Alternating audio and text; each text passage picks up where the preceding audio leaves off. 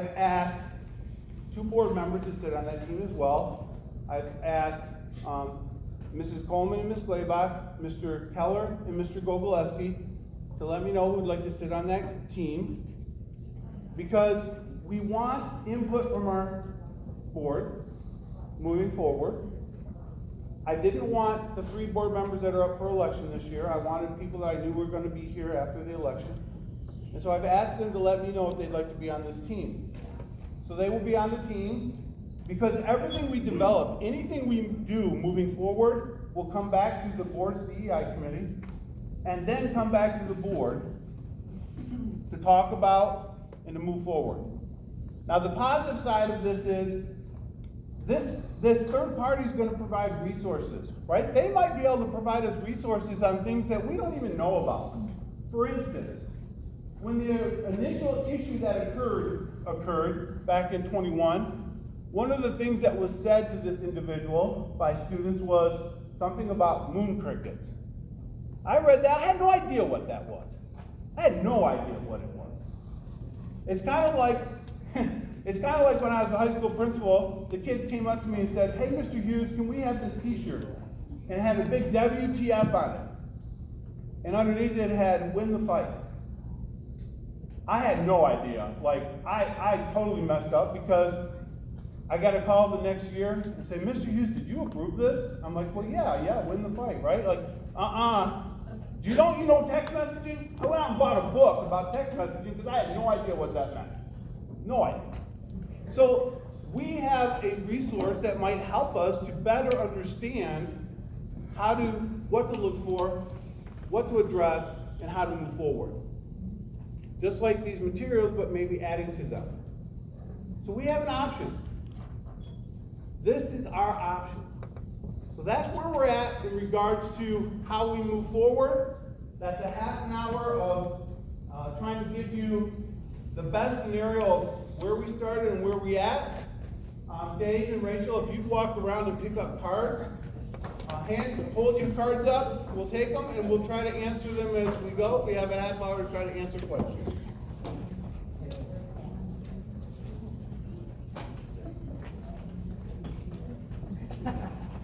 Here, I'll start. It says right here in section 3, which you quoted, that the district will take reasonable steps to ensure the training is administered to all students. Is there a question in there? Please write it down. It directly contradicts what you said a few moments ago.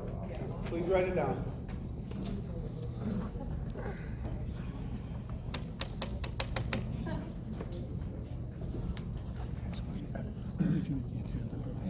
Where did you get the agenda? Are we? Or the question? It's not touching it. Oh, yeah. From some guys that are different questions. If you want to continue, you're more than welcome. Talk with Alex. You know Alex? Yeah. You can have it. Oh, thank you. Thank you very much.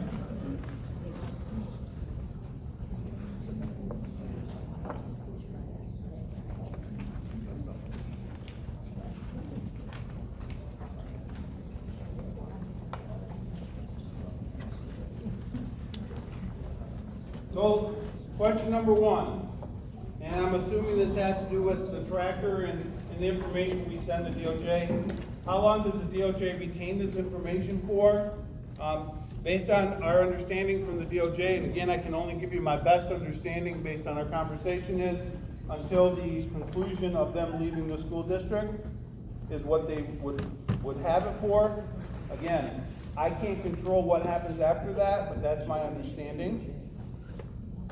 What is the point of the DOJ keeping the record?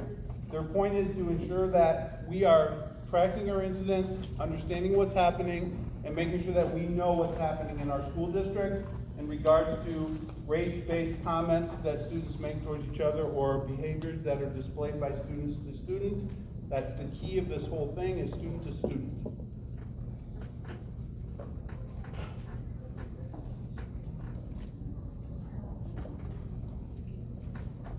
How will you personally work towards the redistribution of your own power and resources as recommended by the MAP Center, Great Lakes Equity Center?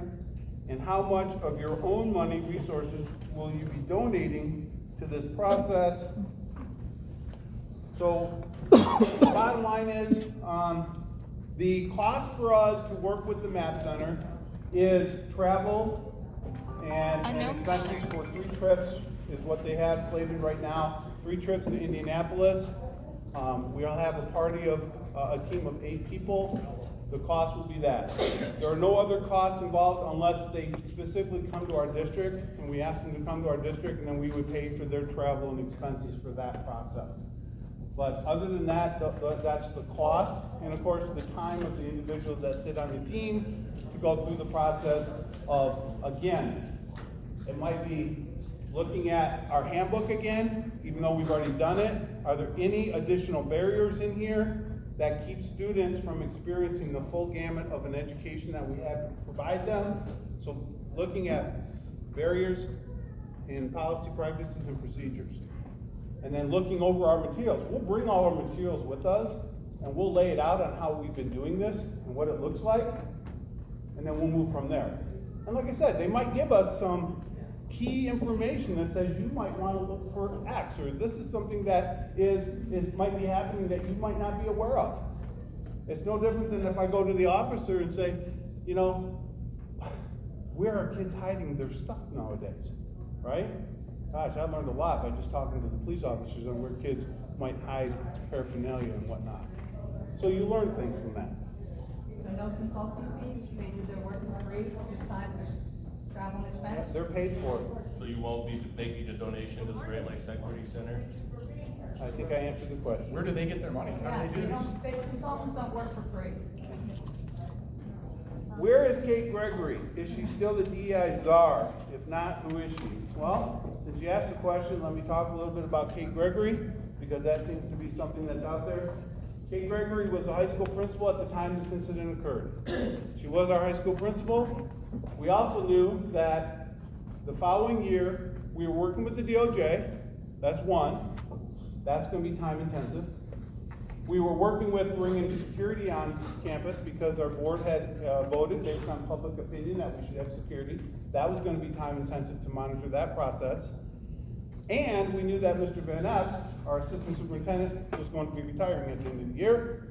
So when I came over to central office, I certainly, I was brought over a year early as well to learn the ropes in the curriculum department, to begin infusing myself and learning that transitional period. That was a transitional period. The board agreed to that, so Kate came over. She was the liaison with the DOJ. Scott Van Epps retired. We didn't replace that position. We didn't need to. We have it. And now, Kate Gregory, Dave Minster, who is our assistant superintendent for curriculum instruction, and myself will work with the DOJ and our staff and our students and to move that forward. So that's how that worked out, which we thought was a really good transition plan.